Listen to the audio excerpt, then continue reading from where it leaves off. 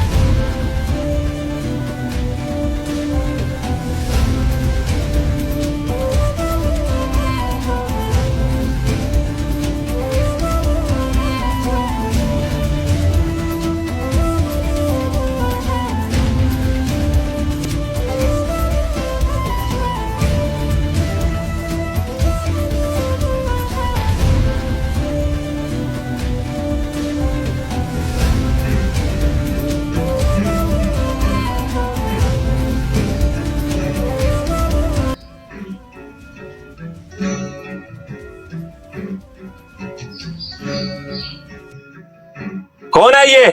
सरदार, इसे देगो के पास से पकड़ा है। ये खाने में कुछ मिला रही थी। किसने भेजा है तुम्हें? क्या खाने में मिलाया है बताओ। सलीबियों की तरफ से नई ख्वाहिशात का पैगाम लेकर आई हूँ।